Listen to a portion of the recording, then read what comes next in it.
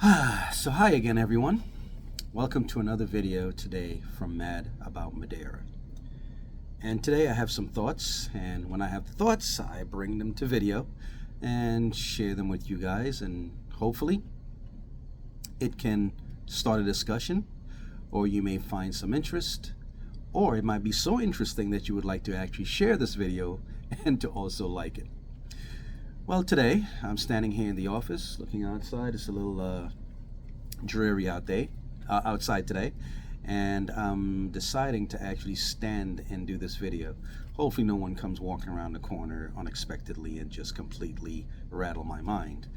But here we are with a new video. And today this video is going to include a few things.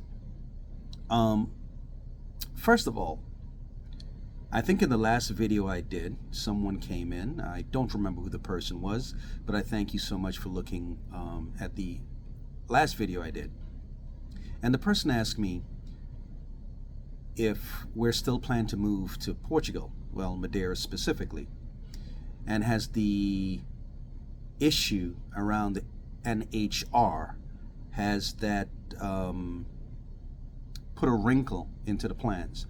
Now, to be perfectly honest with you, at the time, I would say I did not know too much about the NHR. My wife knew more about that than I did. But I had some basic understanding of what it was all about. So at first, I didn't really think much of it. But of late, I started to look up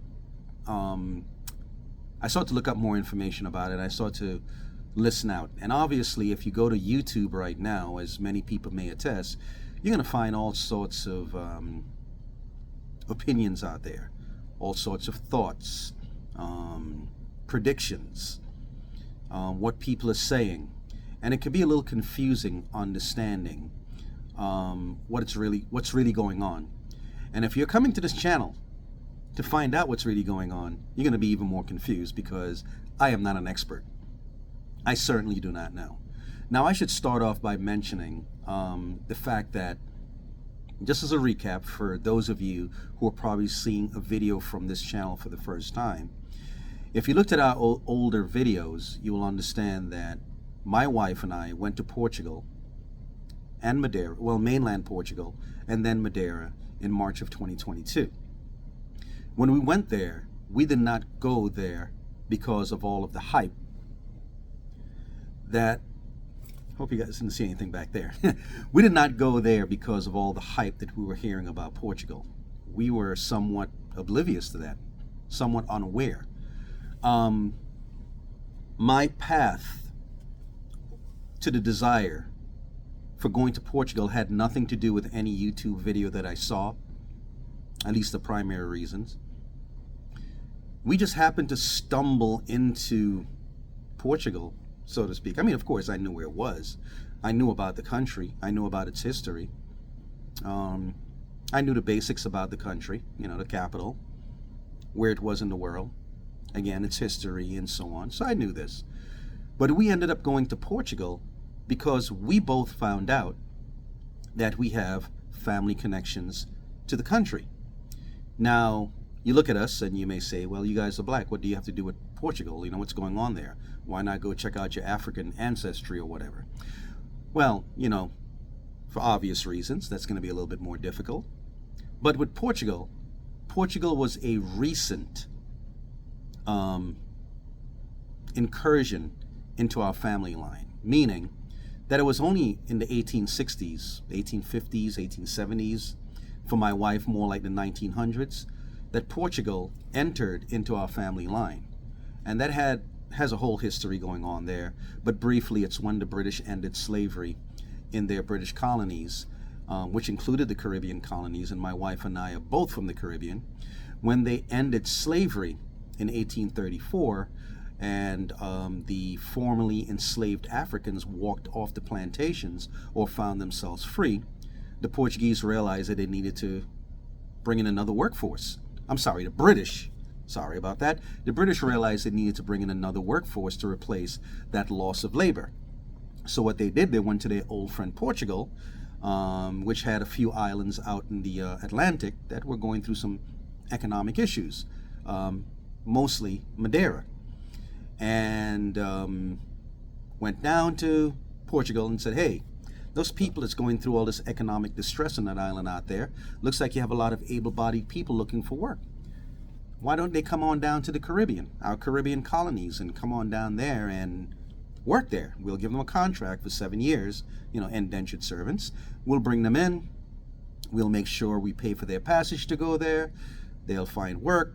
We'll take care of them while they're there, and so on. And that began the indentured servant process between England and Portugal back in the 1830s onward. Well, somewhere along the line, a few decades later, I had family members, great-great-grandparents, 3 of them actually, who left from Madeira and traveled to the Caribbean, where my father, my mother, my grandmother, my grandfather, they were born, specifically on the island of St. Kitts and the island of Nevis. So my great-great-grandparents who came from Madeira, and it seems like the Azores also, came through and came down to St. Kitts and Nevis. And of course, that eventually produced my paternal grandmother and my maternal grandfather and a few others. And they came down and started their families there. And of course, through those family lines came me. Same thing happened with my wife in British Guyana. So that's our connection. So when we went to Portugal, we went there just out of curiosity. Hey, this island features in our family line, and it's relatively recent, within the past 150 years or so, which in history is somewhat relatively recent. So we decided to go out there, and that's how I started looking more into Portugal, looking more into Madeira. So that's what brought us over there. So again, I did not go there because we were watching a bunch of videos and like people talking about Portugal and rah, rah, rah, Portugal's the place to be, the place to go. That wasn't our motivation. That wasn't what pushed us there. That's not what drew us there. What drew us there was a curiosity to find out more about our family history. I mean, we weren't going there with a lot to work with at the time in terms of family information, but it was one of those things that I dared to do. Instead of going to the usual Cozumel, Cancun, Jamaica, places in our backyard, the Dominican Republic, even back to the Virgin Islands where I'm from, I told my wife, I said, you know what, you've always wanted to go to Europe. I've always wanted to go there. So why don't our first trip be to this island that we seem to have some sort of connection to? And that's how we ended up going out there to Madeira in 2022. Of course, we also went to mainland Portugal, as that's where we landed. So when we went there, my wife was able to find family. The family, the people who are, sorry about the sun just came through, so sorry about the bright exposure you're seeing all of a sudden. Well, my wife, she met family.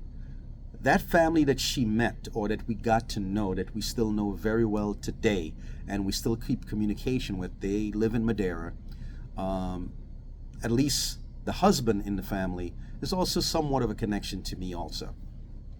So we go over, we see the place, really enjoy the place, because at the same time, going through a lot of frustrations here living in the United States, which I'm going to get back to in a minute. Didn't like the political system, didn't like the way things were going, the mass shootings, all the madness that was going on. As a matter of fact, when we went to Madeira, the same week we go into Madeira, someone in the local area down in Fort Lauderdale, which is that way, got up on a bus. Same week we were going, got up on a bus, back of the bus, opened fire, killed 3 people in the back of the bus. And it was just crazy. So we were just like, you know what? These are reasons why we want to get out of this country. So again, just remember, we weren't necessarily thinking about Portugal because it was the new in thing. We were going to, whether there was an in thing, whether Portugal was what it was today, and as long as we saw that it was safe and a viable place to go to, it became of an interest to us to move there, to move to Madeira. So we came back, and we did the video about moving to Madeira, why we chose to move to Madeira. Well, we haven't gotten there as yet, obviously. And that's because of some hurdles along the way, which has nothing to do with the NHR as yet. As a matter of fact, the NHR which I'm sure those of you who are watching right now, you're jumping on the video because you've probably seen some other videos about it. I think it stands for non-habitual resident, which basically means, or the program or the regime, it was a tax regime type of thing, where if you went there coming from a place like the United States where I'm going to be taxed, even if I live somewhere else in the world. The United States, I think, is only one of 2 countries that does that. It doesn't matter if you leave and you're living somewhere else, you still have to pay taxes to Washington, D.C., here in the United States. But Portugal was doing these type of things, was doing this regime where, hey, and maybe I'm not explaining this correctly, and I could be completely wrong, but it seemed like it had something to do with, if I went to stay in Portugal and I was getting taxed in the United States, for a 10-year period, if I was living in Portugal, Portugal will also not tax me as long as I'm being taxed in the United States over 10% or 10% or higher. So if I'm being taxed in the United States, I wouldn't go to Portugal, making money coming from the United States and being taxed again in Portugal. That was the benefit of it. So when my wife and I heard about that, it was like, okay, well, that's also a nice incentive. That's also great, and that's what a lot of people heard. It was like, especially for digital nomads, which is one of the hurdles that we were having, because we both have jobs right now that we cannot do overseas. That was one of the hurdles. So we would have to give up our jobs, find other jobs in Portugal, which we didn't want to do because, of course, your income would be lower than it is here in the United States. So what we were trying to do, which is where we'd have utilized the NHR, was to somehow find some fairly decent paying jobs here in the United States, which most jobs are going to pay you more than what you'd be making in Portugal. We figured we would try to find some new jobs, and once we get those jobs that we can do anywhere in the world, but we're getting paid in US dollars, then we would move over to Portugal, and while we're there, still receiving American pay, but living in a country where the cost of living is less. That was the plan. Well, somewhere along the line, I saw the writing on the wall. Now, I didn't know much about the NHR, but I figured what was going on right now in Portugal, or what was going on in Portugal, the incentive to go, the benefits of being there, the exchange of a higher cost of living for a lower cost of living. I figured something that good, it was true, but I figured something that good was gonna run its course. And sure enough, that's what it seems like is going on right now. There was one other thing I think they called a golden visa, where I guess if you bought some property over in Portugal for over 250,000 or something like that, you were given the path to citizenship, to automatic citizenship there in the country, which was also something that was a lot of people liked. We don't have that kind of money, okay? So we weren't going that route. We didn't have a house over here that we're going to sell and take that money and go over to Portugal. So sorry us, that didn't work out for us either, okay? So we're going to go the other path, try to find some jobs that we can do anywhere in the world, do the digital nomad type of thing, go over there, receiving US dollars, maybe making, for us, maybe making $18 an hour, $25 an hour, $30 an hour, which would be way more than the average Portuguese is making at their respective jobs over there. And then we go over there, and then we're getting those American dollars, but we're living in a place where the cost of living is lower. That was the plan. So here comes the needle that punctures the bubble, and now there's talk about the NHR coming to an end. Now, from what I understand, it hasn't happened as yet. And what I understand, it was only something that was said in an interview. It looks like it wasn't put down into law as yet or whatever, but it was something that I guess the former prime minister, now former prime minister, because I just understood that he resigned a few days ago because of some scandal that was going on, even though he was not exactly named in the scandal, but again, people around him were involved, arrested or detained or whatever, and I guess he decided in the best interest is that he just resigned. So now with him resigning, leaves things kind of up in the air as to what's going to happen. We don't know if when a new person comes into office, if they're going to go ahead and follow through with that and say, you know what, we're going to end the NHR, or that the person may come in and say, you know what, I am going to tailor it in a different way, and whatever. So this comes around now to the title of this video, because I must admit that even though it would have benefited us, and it would have benefited a lot of other people coming from other places, I have to say I have to give Portugal kudos for at least pulling it off the shelf for right now. It hurts us, I must admit. But I have to be honest, I can't be hypocritical, and I can't speak out of both sides of my mouth. Because right now, I would be selfish in the way I'm thinking about it. And here's why. I come from the Virgin Islands, and I've mentioned this a few times before. The U.S. Virgin Islands is where I was born. The U.S. Virgin Islands being a part of the United States, or I should say under the U.S. flag actually, under the U.S. government, we're under the federal government of the United States of America. To some extent, we're autonomous like Madeira is. But here's the problem. Someone from Montana, from Wyoming, from Hawaii, maybe even me from the Virgin Islands but living here in Florida, can pick up today land on St. Thomas, St. John, or St. Croix in the U.S. Virgin Islands. Sorry about that. And we can literally, just adjust this camera, so sorry about that. And we can literally, those persons can literally land today and go and buy property in the U.S. Virgin Islands.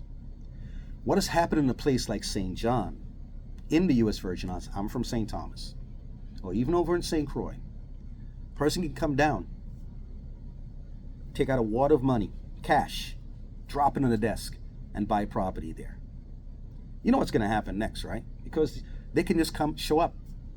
Billionaires, millionaires. Go online. Oh, I see a property I want to buy down there in St. John and St. Thomas. I'm going to buy this property. They'll pay any amount for it. When they do, and they pay that amount, don't know the dynamics of how these things work, but there are people there who are willing to sell to the highest bidder. So they're not going to look at the local population and say, well, hey, you're going to offer me $30,000 for an acre of land. This guy over here is willing to offer me $300,000. Guess what they're going to do? They're going to take the $300,000. So now what tends to happen is the property value is driven up. The local population now can't afford that anymore. And so the local population is priced out and can't afford anything, thanks to someone coming from Wyoming, Montana, California, wherever, putting that money down and spending top dollar to get that piece of property that a local person now cannot buy or can afford. Not to mention the taxes going up because the property values have gone up, and before you know it, you have a conundrum, right? That's what's going on in the U.S. Virgin Islands. So now, the last time I checked, I want to say about a few years ago, buying an acre of land in the U.S. Virgin Islands, probably about $100,000 or more now, because the last time I looked it was like $80,000. Now in my wife's country of Guyana, things are going to probably change also because of the oil discoveries down there. I can go down to Guyana in South America and buy that same acre of land, at least I knew from 5 years ago, and buy it for like 5,000 US. Maybe even less, maybe a little bit more. And then build a house on top of it for another 50 to 100,000. In the Virgin Islands, that's not happening. So as a Virgin Islander, when I would see things like this happening in my home country, my home island, I'm like up in arms, like, my goodness, wow, we can't afford anything. That's one of the reasons why the Virgin Islands is not a place that we have chosen. I mean, of course, there are other reasons why. You would think I would want to go back home to where I come from. But I can't afford anything there. We can't afford it. We're nowhere in the ballpark of affording anything there. Which made Portugal all the more appealing for us. Because the cost of living was less. At least that's what we understood a few years back. And that has changed right now. So a similar type of thing is going on in Portugal, where because of everyone, sorry about the lighting here, because of a lot of people moving there, because of the incentives that were there, people were looking at it like, wow, I can take my California salary or what I retired with or my pension or whatever, and I can move over to Portugal, and my money is going to go much further than it would be in California, New York, or Miami and down the street here from me. That was the plan for a lot of people, and so now that seems to be coming to an end. Here's another reason why I said about speaking out of both sides of my mouth. Because I moved to Florida in 2020 during the pandemic. Now, I've lived here before, right? So it's not new to me. But one of the selling points to my wife, who had not lived here before, even though she did want to get out of New York City, was, hey, back in the day, when I first moved here, and it's still up into recent times, it was like, you leave New York to move to Florida, better weather, better standard of living, so to speak, and you would be living in a place with a lesser cost of living than living in a place like New York City. So that's what I did years ago when I moved to Florida. I was like, you know what? Now, of course, you come down to Florida, you're going to get paid less than you get paid in New York, New Jersey, Massachusetts, up in the Northeast. But with the world changing the way that it changes, if you got yourself a job that you can do remotely down here in Florida, but you're getting paid New York dollars, kind of like ahead of the curve. You're doing pretty well for yourself, you know? So that's what we did. We moved down here. My wife was able to maintain her New York pay, and she moved down. I had to look for something else at the time, you know, but that was the plan. Well, when we moved down here in 2020, during COVID, everything was calm for a while, but as it began to emerge out of the heart of the pandemic, you know what happened? Prices started going up because a lot of those people up north who for years, because when I lived up north, I used to hear from people, I'm going to move to Florida, I'm going to move to Florida. And a lot of people never did. They're just like, it's always in their minds, I'd like to move to Florida, I'd like to move to Florida. Well, the pandemic forced a lot of people to make that move. It was no longer talk. They had to get up and leave. So a lot of people left New York City, selling their houses up there. Like my father, for example, had a house up there that he bought back in 1975 for $30-something thousand. That house he sold in 2019, I think it was, for $800,000. $800,000, or somewhere in that ballpark. Sold that house, and that's what a lot of people did. Sold that house. My father was planning to move down here to Florida, but he eventually moved back to the Virgin Islands because the hurricanes kind of messed up his plans and so forth, right? But other people in my father's shoes took $800,000 that they got from a house, $900,000, $1 million, came down to Florida, and the houses are going for $200,000, $300,000. It was like, wow, you mean tell me I can take my $800,000 and buy a $200,000 house and have $600,000 left over? Why not? People were coming down, and if they weren't buying houses, it was like, hey, you mean I can get me a 2-3 bedroom apartment that's like twice the size of my little small apartment I was living in New York City, and I was paying $2,000 a month? I can pay $1,200 down here for those 3 bedrooms? Sure, move on down. Those people came down, and when they did, all of a sudden, you know what was going to happen next. Prices started creeping up for rent and for homes. To give you a perfect example, when we moved down here in 2020, in exactly 3 years ago in October of 2020, we moved down, and I told my wife, we're going to buy ourselves a house. Around the corner from us, they were building a new development. I could see it from my my townhouse porch. I can look over and see it. And while we're looking, there was a sign at the bottom of our street that led to those homes, and it said, homes starting at $400,000, $450,000, somewhere around there, starting at.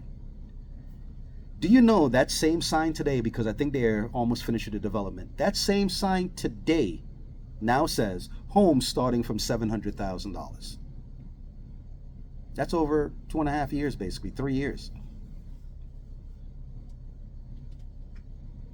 So you know what happened?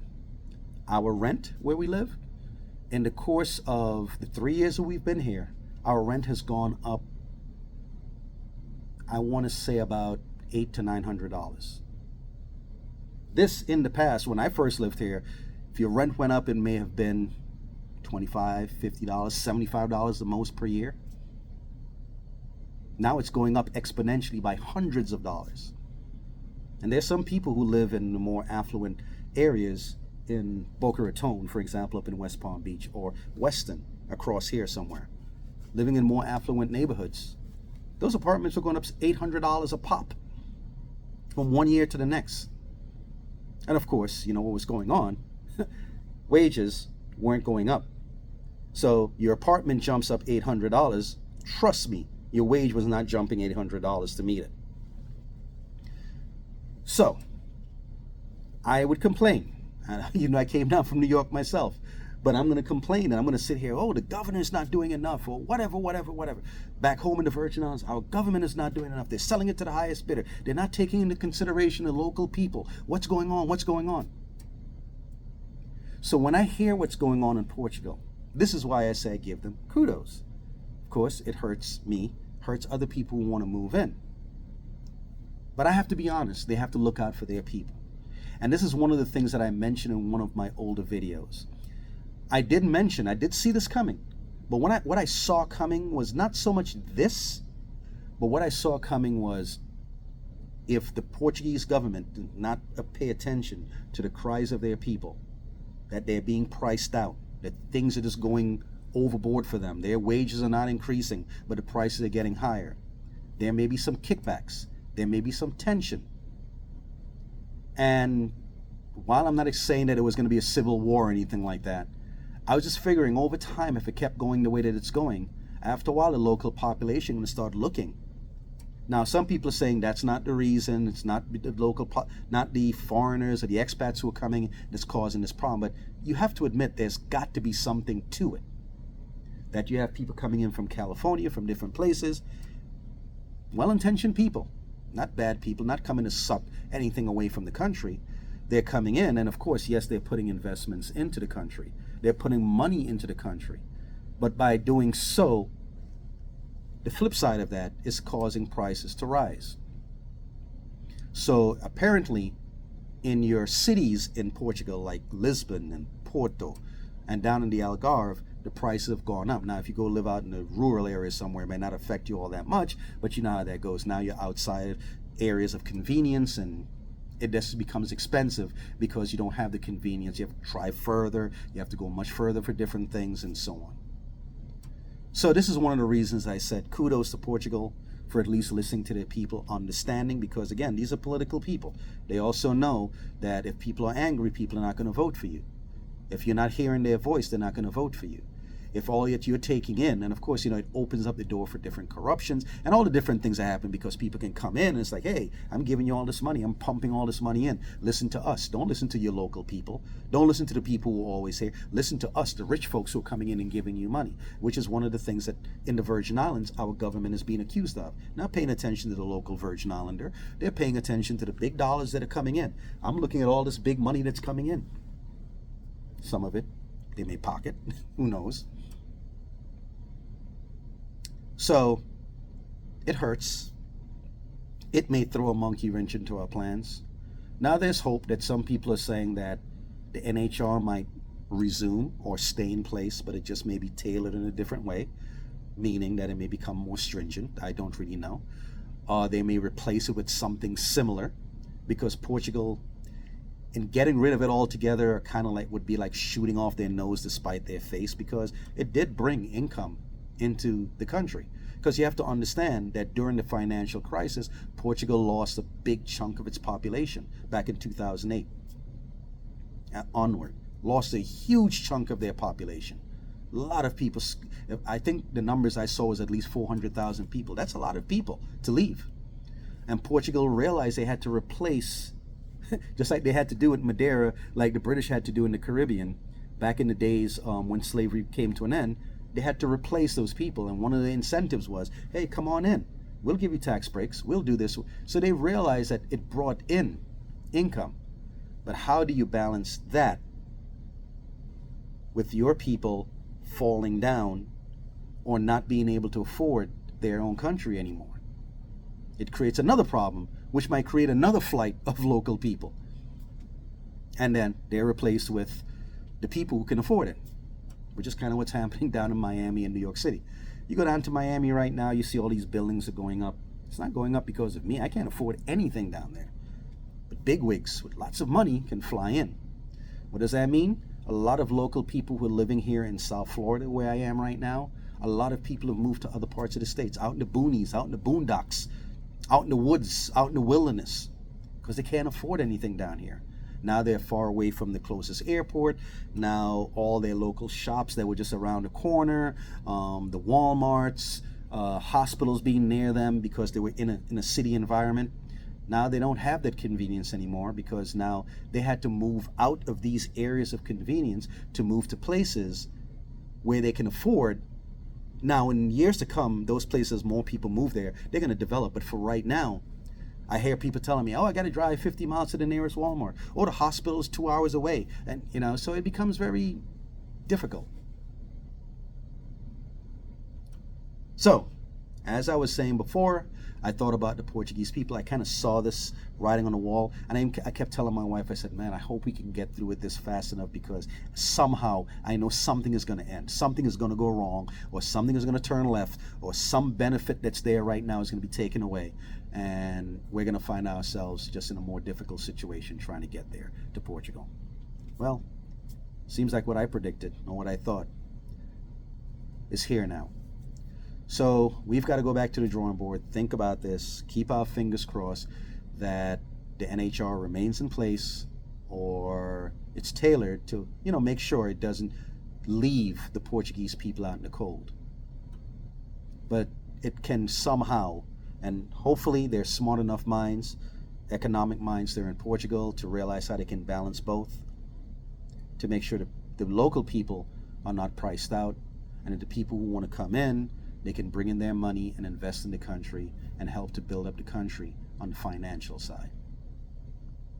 So that's my thoughts today, and I just want you to share them. You can come in, you can like the video, you can discuss, tell me what you think. Again, I'm not a legal expert. Don't take any legal advice from me. Hopefully I didn't give any, so I don't really know anything about any of that stuff over there. Madeiran or Portuguese lawyers may be looking in right now and say, what is this guy talking about? I really don't know. But again, I wasn't here to give any advice, direct anyone to do anything whatsoever. These are just my personal thoughts on the matter, okay? Anyway, you guys take care. Thank you so much for tuning in to another video from Matt About Madeira. I really appreciate you. I know this channel is not some gigantic channel out there, but for those of you who faithfully come in and look at the videos, I really, really appreciate it. You can share this video if you would like to. You can discuss it amongst your friends, your family, and so on. I would really appreciate it, okay? So I thank you so much. And again, the dream is still there for us to move to Madeira. It is still there. Hopefully, there's going to come a miracle where we can make this where this can be expedited. Let's just put it that way. Because trust me, we would like to be in Madeira yesterday. That's how urgent it is. Okay? You guys take care. Thank you again for tuning in. Until the next video, I'll see you guys around. Bye.